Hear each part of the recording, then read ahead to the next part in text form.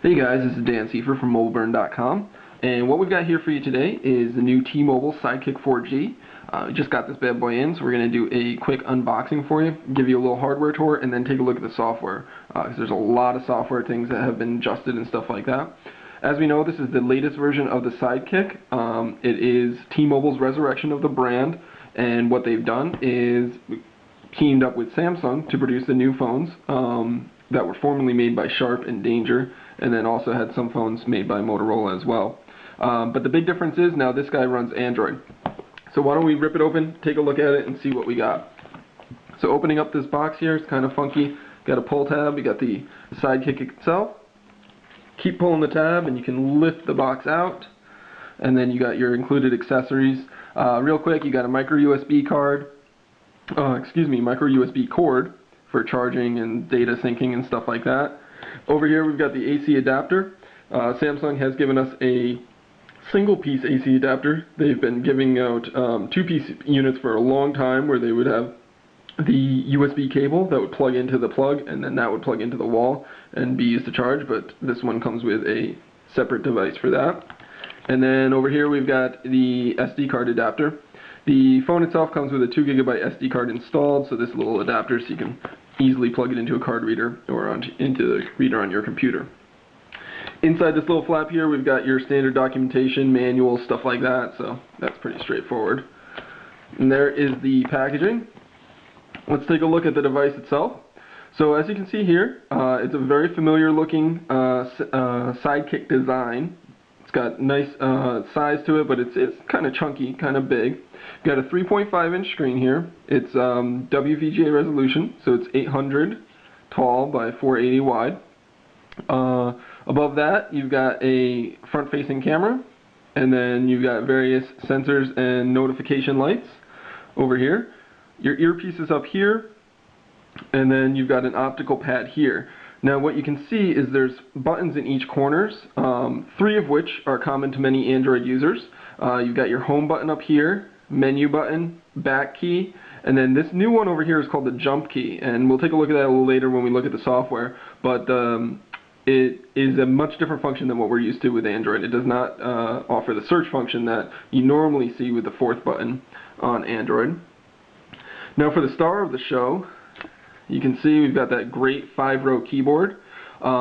It's really spacious, really massive. Buttons are great, buttons feel great, super easy to type on, really easy to pick up and use. Sidekick lovers, I think, will love it. It's definitely the heritage of the device. As you can see here, it's got this crazy flip mechanism. Oh. It's a little different than the Danger devices that we used to see from that were branded Sidekick that had the flipping, rotating screen. This one's more of a straightforward flip out, but you can see the hinge here on the back. It's a very sturdy looking hinge, really solid feeling. Got some T-Mobile branding and Sidekick branding there. Doesn't look like it's going to present any issues as far as reliability. Really great feel to the screen, to the flipping mechanism here. Samsung did a really good job with it. While we're looking at the side here, you've got the micro USB charging port. Let's see if we can get that open. Right there. Camera key is over here. This looks like it's to be a lanyard loop there. And then over top, you've got nothing. On the other side of the phone, would be the left-hand side, you've got your 3.5mm headphone jack, volume up and down keys. This is actually your power, your wake-up key, stuff like that. I don't know if you can really see in the video, but it does not look like a power key at all. Took me a few minutes to find that when I first picked up the device, but that's where it is. It's on the lower left-hand corner if you're holding the phone in portrait orientation.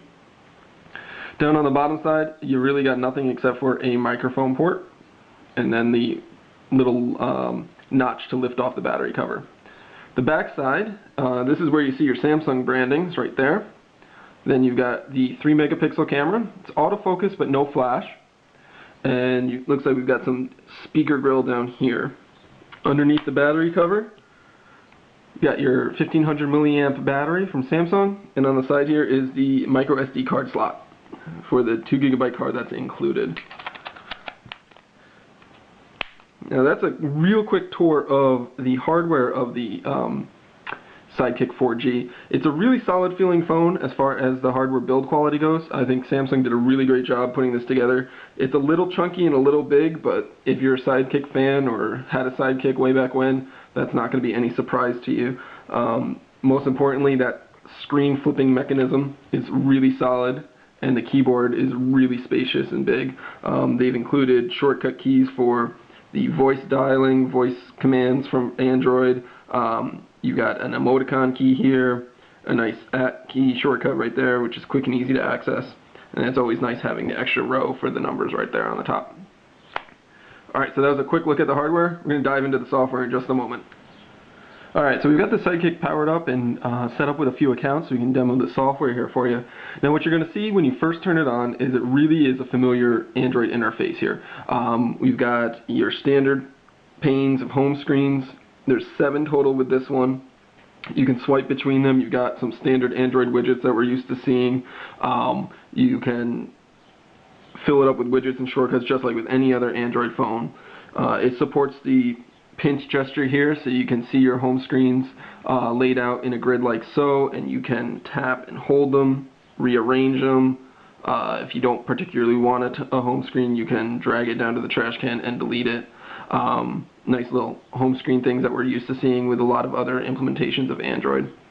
This particular phone runs Android 2.2, so it's Froyo. So you do get a lot of the Froyo features and enhancements that you're used to seeing on it. Down at the bottom, you'll see the first types of customizations that has been done for the Sidekick phone. You got shortcuts, kind of like a customized launcher here, phone, apps, and contacts. That's going to bring up your standard phone dialer, of course, where you can select the different options up here. Access voicemail settings, let's forget that though, and such. Samsung and T-Mobile have really customized kind of this whole interface look here throughout the OS. So you'll see these kind of angled things going on. It's kind of cool looking. It's kind of modern in my opinion, but you'll see that repeated quite a bit throughout the operating system. If we tap the apps, we're going to see the apps come up in a familiar grid here, just like TouchWiz on Samsung's other products. It does a left to right app drawer as opposed to up and down that you see with other Android devices. You're going to see a lot of TouchWiz implementation throughout the OS here. It's not full TouchWiz, it's definitely customized specifically for the Sidekick, but there's a lot of TouchWiz elements that we see, and one of them here is definitely the app drawer. Contacts is your standard contacts, but it does sync and integrate with your social networks, so you can integrate it with Twitter and Facebook and even MySpace. Sports groups, you can get a history of your contacts, calls received, sent, stuff like that. And then over here you can see updates from social networks that you might have in your contacts and stuff like that. Let's go back home. If we swipe down at the top here, you're going to have your standard notification panel from Android. If we had any notifications there, they would pop up right there. But what you also have is a new quick update option here. So you can tap this and easily update your status to various social networks. So you can just select the social network that you want, type in what you want,